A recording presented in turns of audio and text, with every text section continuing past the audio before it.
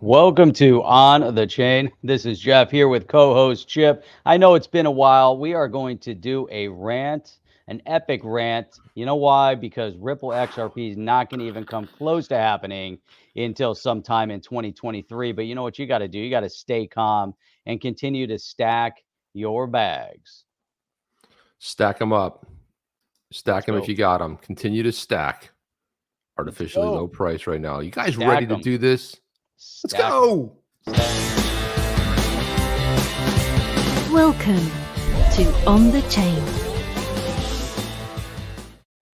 Jeff, great to be back together. Oh man, how great is the this? dynamic duo rides again? It's the crypto duo. It's the OTC family in here piling in. Stream is awesome. And it's great. It's great to be here. You know, usually I'm out on the lanai and the pool side in the backyard listening and chilling with everybody. But yeah. This is just an important, there's a lot of important things to talk about. So it's great to be here with you on your normal Saturday rant. But we'll do one hell of a rant ourselves. And we're gonna rant about 23. Yeah, we're gonna rant about 23. You know, what funny thing about 23 is it's like, it doesn't seem that far away. It's actually, we're already almost into May. If you look at it like that, I mean, May, and you got a couple months, we're halfway there. But what are we talking about exactly? Well, let's put it up on the screen. Let's chat with this little thing. Let's put it up there. Before we even get into, well, you know, as we get into this, you brought something up interesting right before the show, talking about Bearable Guy. Yeah. And we're going to get into that too. There's some interesting things going on with that. Bearable Guy predictions. Yeah, we're going to get into that Bearable Guy 1, 2, 3, and everyone's like, BG 1, 2, 3. We haven't heard that in a long time. The one thing about the XRP community that we have that really nobody else has, is it a good thing? I think it's awesome. It's one of the reasons I invested. Dancing bears. We've got bears. We've got little cuddly bear figures. We've got Riddlers and bears, Riddlers, and some other people. Like, you know, we've got Mr. Pool, who's been hitting some things too. Doom and gloom, and next thing you know, 2 days later, something shows up, and that's some wild stuff. And is it a coincidence? If it wasn't for the riddles and the bears and all this, I don't know how many people in the community would have been able to hang in this long. Right, and it gave everybody hope. And you know, we got Bubba Cugs, and you know, he's been basically the guy gifted to handle and be the guy that sort of he's not the Riddler, but people have reached out to him and he drops some knowledge, and of course he just interprets what's already out there. So it's just fun, man. I mean, it's just good. I mean, how can you not enjoy the good-natured fun that's there? It is what it is, man. There's nothing better, nothing worse. It's just one of the best things ever. And I wanted to go through, hang on a second, let me pull this one up here. Good morning, OTC. Good morning, everybody. As you guys are piling in here, tell us where you're from. Where are you coming in from today? Yeah, check out Heinrich Ray over here. So he says, people tend to forget that the world will not end with the case being prolonged by the SEC. Ripple's building great partnerships, and this should be underscored outside the U.S. They will be begging Ripple one day. Oh, that's what I love about this community, man. The smartest people around. Like, a comment like that, it's like you could build a whole show around. It's just fantastic. Doesn't really get much better than that, quite honestly. It really is. Yeah, so let's get into this right here. Junior all the way from the Netherlands. Johan from Sweden. Nice. I got people streaming in. We had someone commenting from New Delhi the other day. I love when we get engagement from, you know, areas that have had difficulty within the crypto space. Yeah, I mean, but you know, but you know what? They don't have any difficulty. If there's a will, there's always a way, Jeff, and that's what we always say. There's a will, there's a way. You're gonna figure it out. There's gonna be a way. But here, Jimmy Filan has been on top of his game, has been crushing it lately. And he put this out: XRP community, SEC v Ripple. Parties file a joint scheduling letter proposing opening briefs for summary judgment and expert challenges in August, and closing briefs a few days before Christmas. There you go. Wait a minute. This August, is a September, December. Joint filing. Interesting. Yeah. So in order to have this joint filing, you need cooperation on both parties. And that's exactly what we have here. We have, it's a little bit foggy there, but I think we'll read it like that. But Go to the blurred version. Then we can I don't see know it. why we got this one. I don't know why we have. Look at that, crystal clear. The attachment page that has everything. So this letter was written. This is Mark Sylvester from the U.S. from the United Securities and Exchange Commission. You've got here Michael Kellogg. You've got Matthew Solomon, and he's representing Ripple. You've got the SEC representative, 2 representatives here, and then you've got the counsel for Brad Garlinghouse, which is Martin Flumenbaum, right, Jeff? Lumen, you gotta love it. And that's actually he's counsel. Solomon's counsel for Garlinghouse, and Flumenbaum is counsel for Larson. So you have everybody. You've got the Ripple counsel, SEC, Larson's counsel, and Garlinghouse here. So the elephant in the room, and El Jefe is asking this as well, but the elephant in the room is, why would Ripple, when you've got the SEC on the ropes, why would Ripple agree to an extended time frame? Well, funny you would say that. What else is going on with that? Funny you would say that, because Jimmy Filan said, hey, many people are questioning, why would Ripple agree to this schedule? My gut feeling is that there is a trade-off. A longer briefing schedule, but the elimination of the pre-motion Rule 56 practice. And that one that probably would have pushed it out even further. And if you remember the other night, we kind of went through that. We could probably get into it. It's kind of boring, but this Rule 56, there's a lot of back and forth, and it probably would have extended it, is what the feeling is. And it could have gone back and forth for a little bit. And so what they've basically done is they've quashed that Rule 56 because they agreed on it. They don't have to move forward with it. It's a joint agreement. But he said if Ripple didn't agree, there would be more scheduling disputes that are, in my estimation, would have taken up even more time. And then Ripple would have lost that battle if the past is any guide. Then the motion schedule would have been gone well into 2023. In my opinion, this was a smart move by Ripple in locking in the schedule. Jeff, thoughts on that?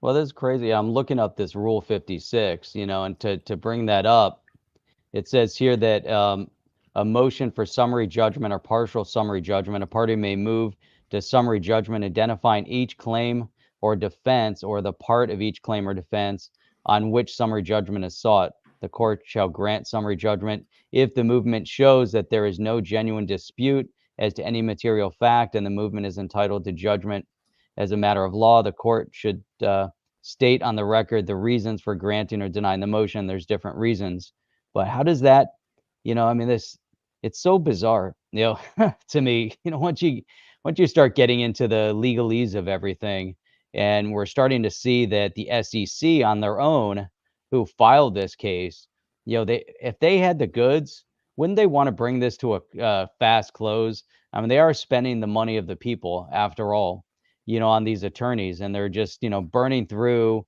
millions and millions and millions and millions of dollars, plus, and everything going into it. You would think that the SEC would want some finality to this, or, is the SEC also looking for some clear guidance? Does the SEC also have some, desire to have some sort of an outcome at the end of the day out of all this?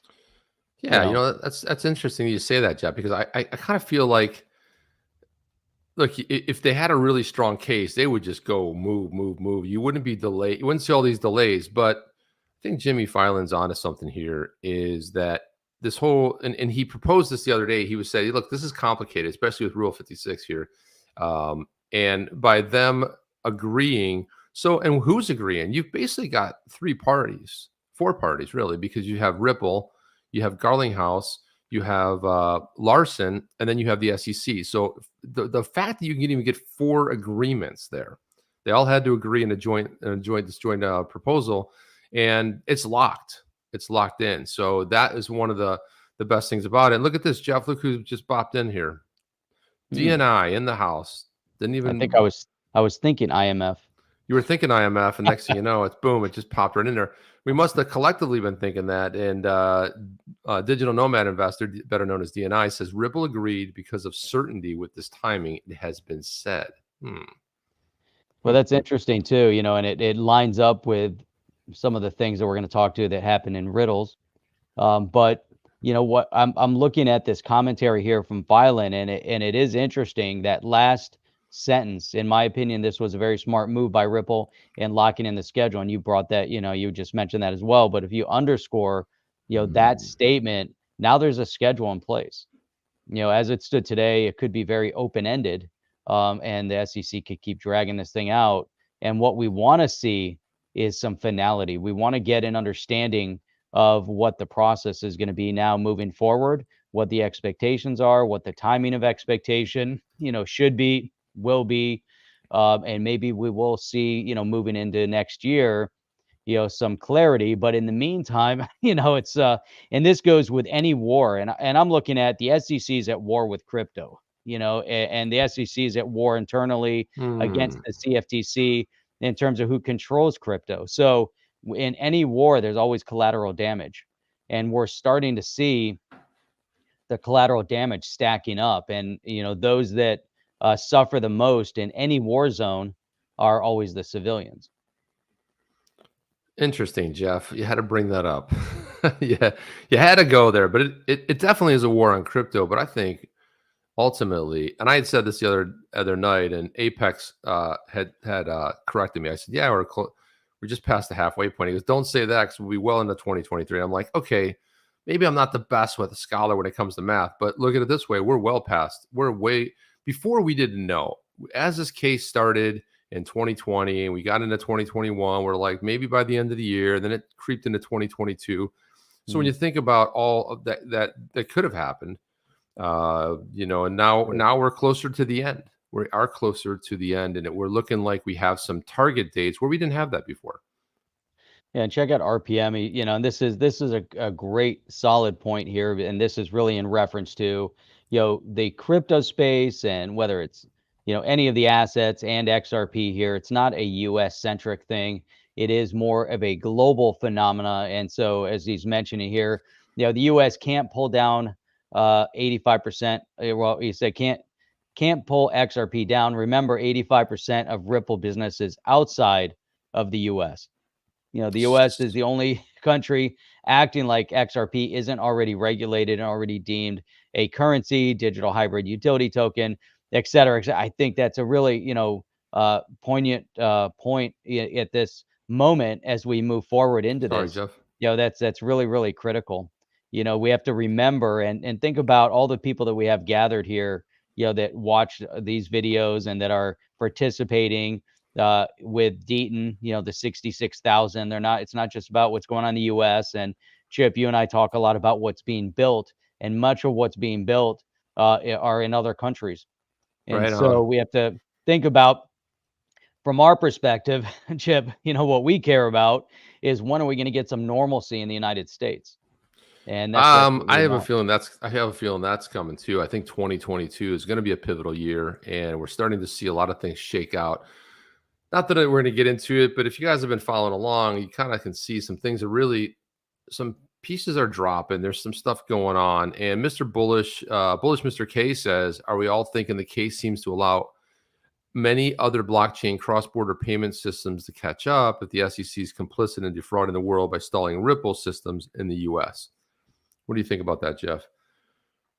I've thought about that as well. I don't know that that's the case.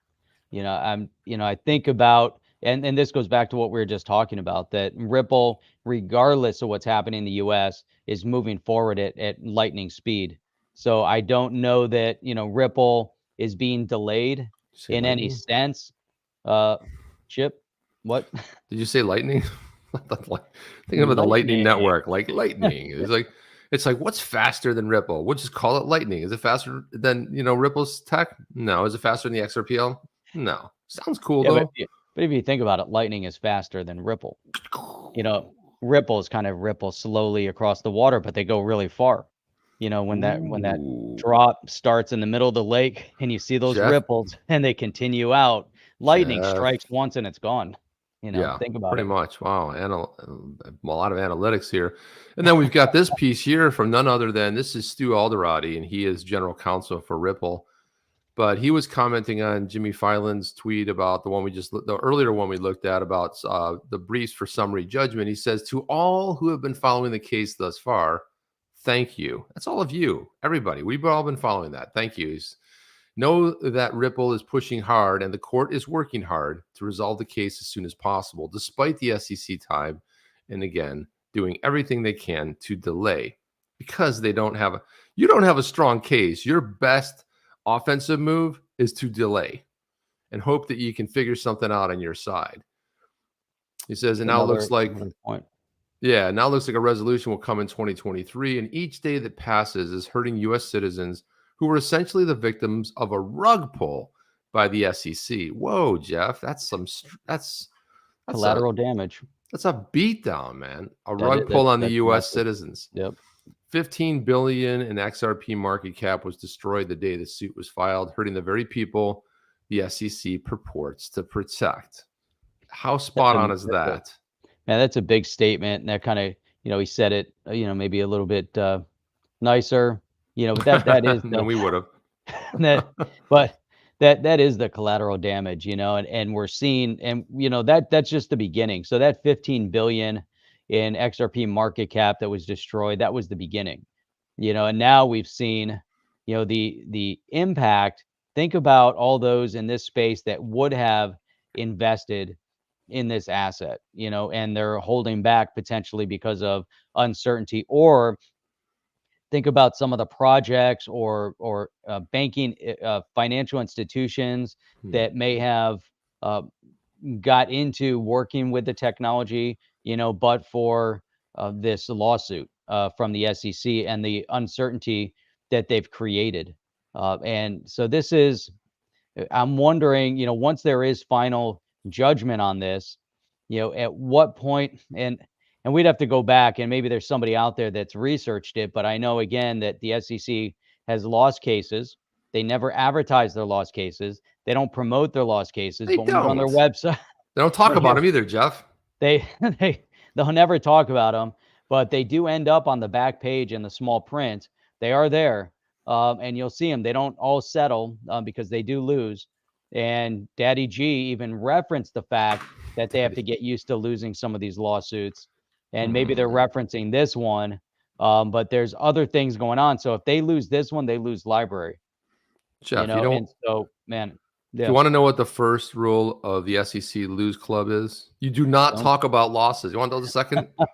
Want to know what the second rule of SEC Lose Club is? You do not talk about your losses. That's pretty much how it goes with these guys. You don't talk about the SEC Loser Club. No, you don't talk about it. It's like it's just a random thing. Then we've got this. He says in December 2020, as Clayton and Hinman packed their bags, the SEC didn't seek a court injunction to stop XRP trading in the U.S. when they filed the suit because they knew they couldn't get one. Effectively, the case is done so anyway. Prime example of regulation by enforcement. He's hitting all the key points here, and he's doing it in a masterful way. Chair Gensler preaches justice delayed is justice denied when firms defend themselves from the SEC bullying investigations and inquiries. Quite the contrast from the SEC using every tactic at their disposal to keep this cloud of uncertainty over the market. Justice delayed indeed. What is that whole thing with the justice delayed is justice denied? What is all more garbage? It sounds like garbage. It's just ridiculous. And then he says the Biden executive order estimated that 40 million Americans own crypto today. No thanks to the SEC, who insist on saying that all or most tokens are securities and that the U.S. exchanges are running unlawful security exchanges. If you ask which ones, no comment, Jeff, no disclosure. What is up with that? Man, crazy stuff, isn't it? It's bizarro. And then Gensler refuses to offer any specifics whatsoever. And the SEC hasn't sought to shut down any exchange because they know they don't have any real jurisdiction over this $2 trillion market industry, which at one point was $3 trillion and probably on its way to $5 trillion. In the meantime, though, they'll leverage every tactic to create market confusion. Already, we're seeing a massive transfer of crypto talent, tech, and wealth moving offshore to jurisdictions with rational regulatory frameworks. Entrepreneurs are being advised not to start their projects in the U.S. How long can this be allowed to continue? Look at that.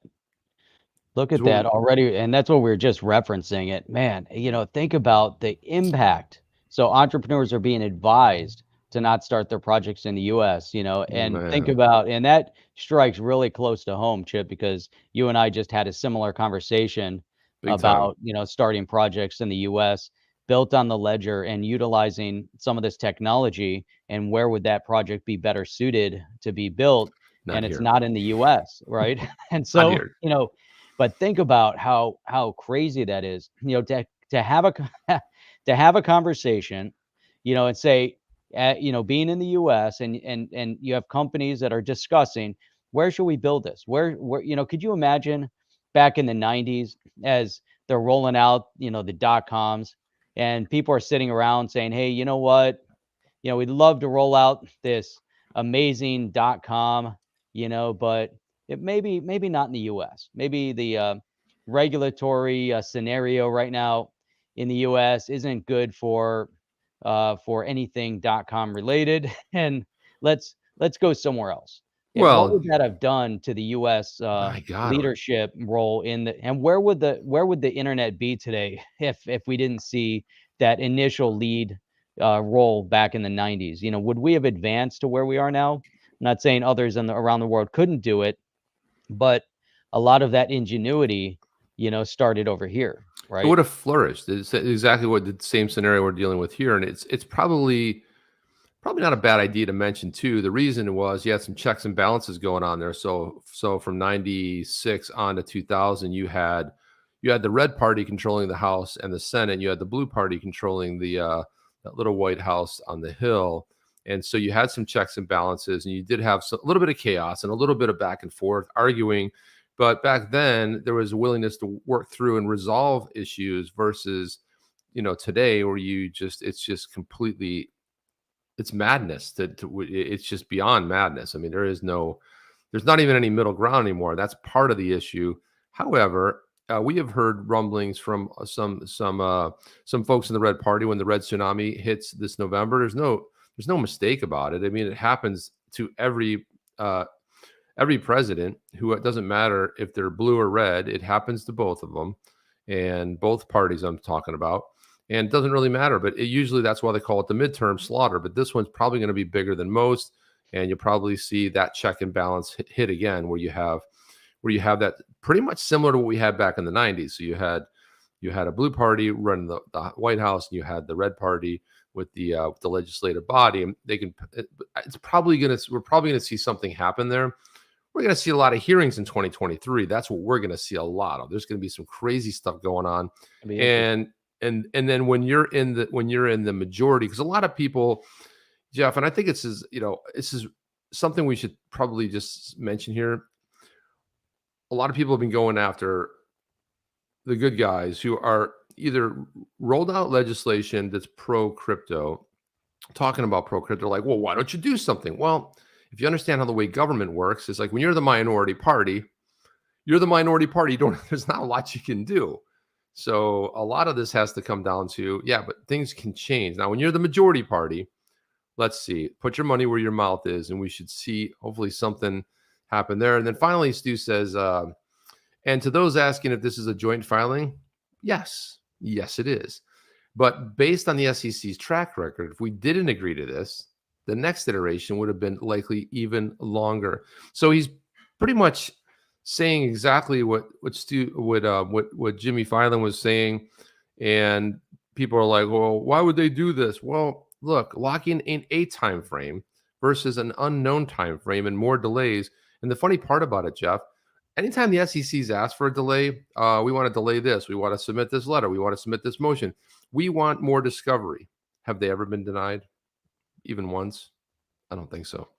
No, So and here, Jay Rocks was saying, the SEC did the same thing with the Bernie Madoff case and looked the other way for 8 years. they did. Yeah, we've mentioned that a Think lot, about Jeff. that. Yep. Well, not only that, but they had a true whistleblower. They had somebody who was almost their mission in life to tell the SEC.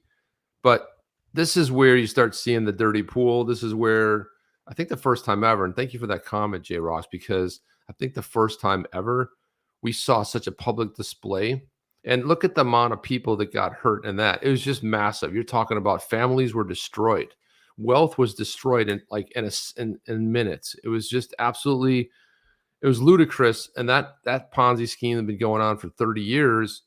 And the SEC looked the other way. I don't remember the gentleman's name, but he had proof. He said, he brought all kinds of documents, and they said, like, put the nose up, and they basically did nothing. And that whole entire case, and people forget about that. If you guys don't know about Bernie Madoff, he was an investment scammer here in the United States. And what he did was, he was running basically a Ponzi scheme. He was having people invest the money. He had a computer that basically showed people they were making 20 and 30% of their money. And then when some people who wanted to take their money out, got the new money in. Well, it's just like anything else. It's just like here, like when my insurance company for my house goes insolvent, they realize that if something catastrophic was to happen, they can't cover. So when people started to look to try to pull the money back out, they couldn't, because they didn't have, there was more, and they were, meanwhile, he was spending fast cars. But look what happened to that family too. You had 2 suicides, you had a death, it was unfortunate. And then we've got something, the next big catastrophic event is this whole thing with the SEC. So this is where when Ronald Reagan had the best phrase of ever, seven words that 7 words you never want to hear. I'm from the government and I'm here to help. I don't remember the exact phrase, but that was something along those lines. And and that's exactly right. That's we're seeing that, and that was a perfect statement back then, and it's true today. It was true then, true before then. You always want private market to dictate, as long as the regulation comes from an agreement of the people on what they expect the rules of the road to be. So so we all agree when we go when we're driving that there's 2 lanes, 3 lanes. You have the white lines, the solid white lines, the dotted white lines, the solid yellow lines, stop signs, red. Everybody knows the rules of the road, how to operate, and it's all an agreed on term. And it's the same thing in this scenario. We have to have agreed on term. When the government is far overreaching and says, hey, don't worry, we'll take care of everything for you, that's where it's no longer us agreeing to it. It's now a small group of people dictating the terms on a regular basis to you and manipulating those terms to fit what their desired outcome, and not what's best for the people. And we're starting to see that more and more. And obviously we're seeing the detrimental outcome. So if the SEC is a microcosm of the government at large, then we have some issue. And so obviously, we've known that, that it's kind of like a cancerous growth, that if left unchecked, it might metastasize. And so, we have to make sure that we keep it in check. So, and that's the SEC at this point, is that we have to be very, very, cognizant, very diligent on what happens within these government agencies, because they are a, complete reflection on the body as a whole, and also then a complete reflection on whether or not the people are active in making sure that they're determining their own outcome. And the way you do that with government is you vote these people out. You vote in the right people, and there's so much fraud and deception and manipulation behind the scenes, but we still have to navigate through that, Chip. Where there's a will, there's a way, and you persevere through it, and you make it happen. But Chip, I want to bring one thing up here I thought was really great. This is from Deaton a couple days ago, but he said here, regardless of anyone's opinion on Judge Netburn or her recent ruling, she gave us 2 absolute gems that will appear in our amicus brief. And I love this. So it says here, this is from the court. My understanding of XRP is that not only does it have a sort of currency value, but does it have a sort of currency value? I like it. But it also has a utility, and that utility distinguishes it, I think, from Bitcoin and Ether. And what a great statement coming from the court. Yeah. And that is, and Deaton is spot on. What are your thoughts? Yeah, that's well. I remember listening. I think that was one of the hearings. I think it was March of 2021, if memory serves correct. But that was one of those ones where you're like, "Whoa!" And put the other one up there too, Jeff. That the second gem in that tweet as well. But the whole idea, this was the judge saying this, and it says the court, but it's absolutely the judge. But this was in questioning with the SEC's attorney, if I recall exactly. But the second part of that too was another gem in there. There were two bits of it. Yeah, throw it back up there, Jeff. I closed it. Yeah. Prematurely. No, right when I asked you to show it, you're like, I hate that. I closed it. I shut down the whole tab. The court, presumably under this theory, then every individual in the world who's selling XRP would be committing a Section 5 violation based on what you just said. Right, and the attorney's like, well, because remember he talked about the whole Section 5. He's like, well, any XRP sold regular market, secondary market, anybody that bought XRP, and this is what, well, under that theory, then everybody in the entire world was committing a Section 5 violation. Seems almost absurd. And then so when you think about that statement, and you think about the fair defense. The fair notice defense that they're gonna be going forth with. You waited 8 years to tell us, and all along we've been communicating the whole entire time with you. What kind of nut jobs are you? What kind of crazy are you? I mean, and then Hogan, okay, you can put that up.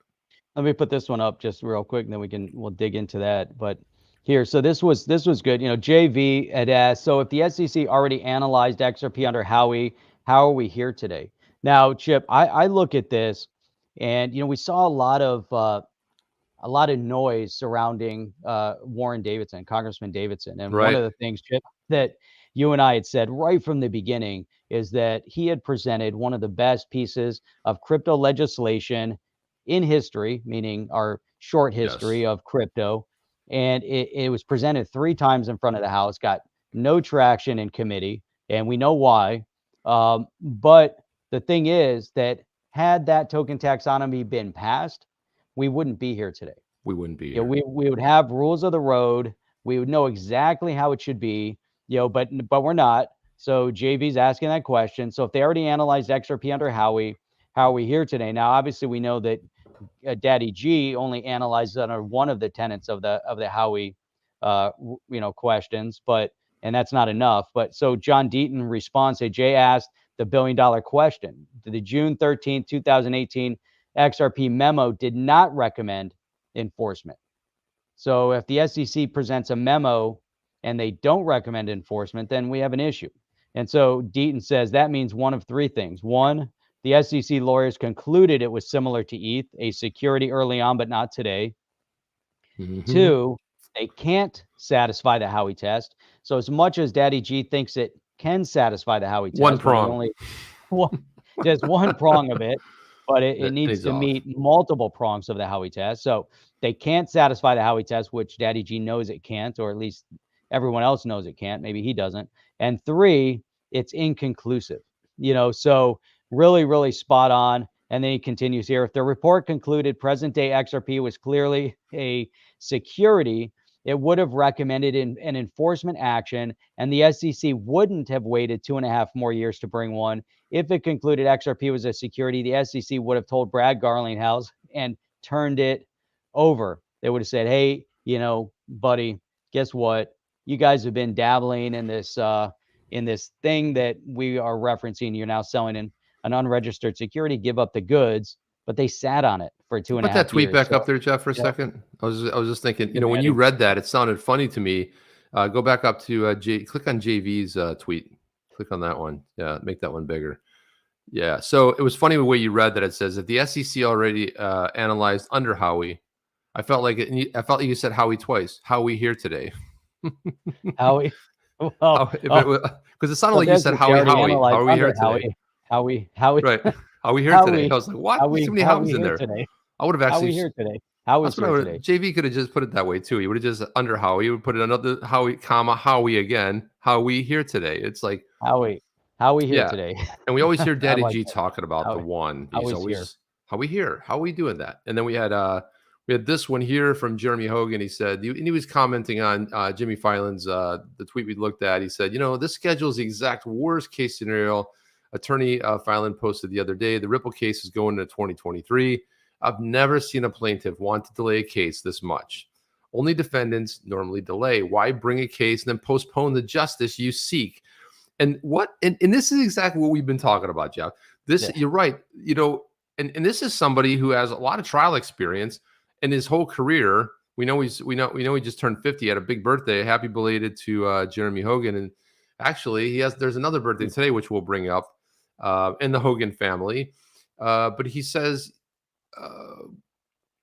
in contrast, look at the SEC versus library case schedule. The lawsuit was filed 3 months after Ripple. It'll finish 6 months sooner. Everything about Ripple case is strangely backwards.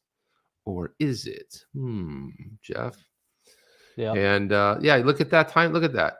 Discovery completed in March of the Rule 26. They've got the Rule 26 supplementations in there. Motions for summary judgment in April. Challenge the expert testimony. And then the trial. And then it wraps up. I love the idea that it's going to trial. I mean, I much prefer the having a clear path towards trial and outcome than settlement and be back in the same boat. Look at the mighty Rob Licker says, SEC is a sham organization. Why doesn't Congress see through this? I hope when Congress flips that Warren Davidson, Senator Toomey, well, Senator Toomey's gone. He's bowing out, so he won't be there in the new Congress. Rep Tom Emmer, live up to the word, and it'll be an open season on Gary Gensler. Oh, I have a feeling that he's going to be in the hot seat a lot, especially with Warren Davidson and Tom Emmer. They're going to want to drag him before there and like hammer him. He says, hopefully he gets his ass calloused from sitting in front of Congress. And yeah, that's. Oh yeah, he's in trouble. Once the Congress flips, there's a lot of overreach, by the SEC under Gensler, and it's not just in crypto, it's in other things as well. And they're putting their nose where it doesn't belong, and he's gonna get smacked, and it's gonna be interesting to watch when it does happen. Right now, he has a friendly Congress to his ideology and some of the things that he's working on that don't fit within the SEC, which is still shocking because I don't care if you're politically aligned or not. You should always protect the integrity of the agencies that you're responsible for. And if you're allowing the agency to overreach its boundaries over your watch, then you've got an issue, because that when you're no longer responsible and now there's another party in charge, then they're going to potentially do the exact same thing. And where does it end? So it's a responsibility of any of the parties that are in charge of Congress to, oversee their agencies and make sure they stay within their lane. And so stay in your lane. Hopefully we see some smackdown. Well, Jeff, awesome. I think everybody's like, I mean, from the personal perspective here, I think everybody's anger is misplaced. I get it. You can't, you can be mad every day. The SEC, everything's bad. We talked about this right after the case was filed. We said this is probably the fastest way to get clarity, not only for XRP, but this case. And it's going to be interesting what happens with the library case. That wraps a little bit sooner. And guess what? They also are they didn't delay anything in that case.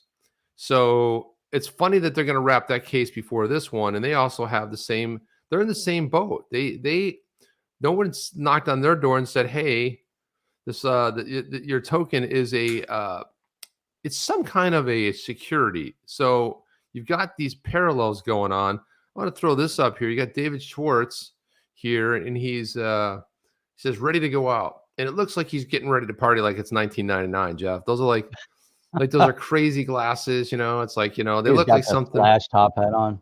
A top hat that was like something right out of party like it's 1999, right? And then I love this one here. Baba Kug says, ask yourself this: why is David Schwartz excited to party with such negative news? I'm not sure it's negative news. I actually think it's pretty positive news. I actually think it's probably the best news we've heard in a long time. We didn't actually have an idea, and people were saying maybe July, maybe September. Well, now we know, the key dates, August, September-ish, and then we've got it going all the way back to December, and then it'll bleed into 2023. Where before we were just we didn't know. We've been in purgatory. That's a good way to put it. I am very excited about this because of the fair notice defense. It's like, wait a minute, you guys, what kind of an agency are you running? You waited 8 years? You did nothing? You know what I say, Chip? You know what I say? Two things. Well, one, I think that that our steakhouse of choice has to start preparing our steak of choice. That's I'm going to come out of my plant-based diet for this, Jeff. I'll probably have a that'll be stomachache sometime for 3 in days. 23.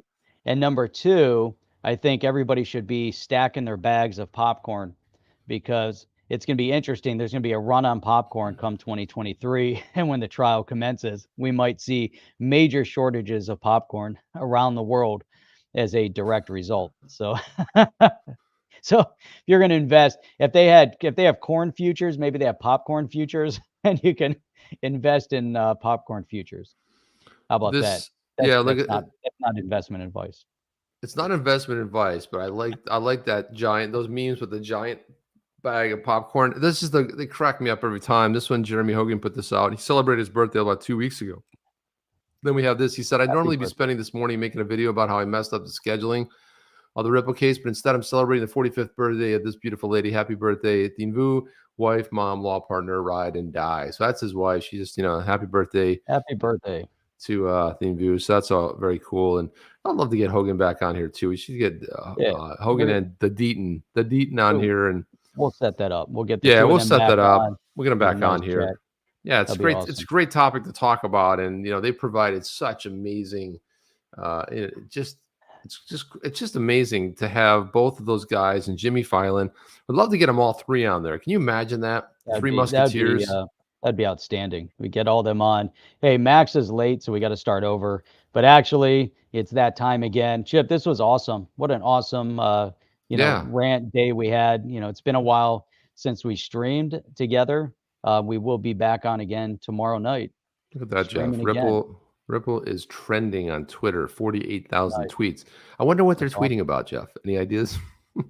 No idea, but I think it has something to do with popcorn. So run out and get your popcorn futures.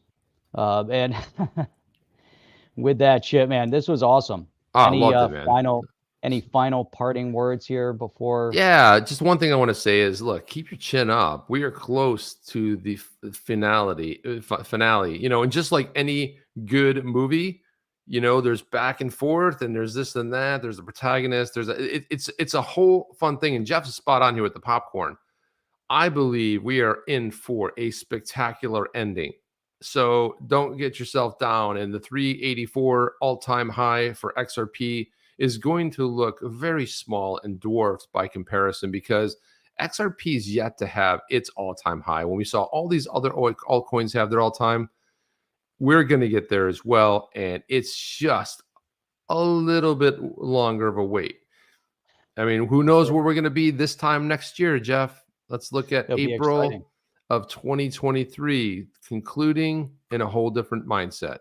Your thoughts? That's it. On the way out? Chowing down on some big fat steak. That's what we're going to be doing a year from now.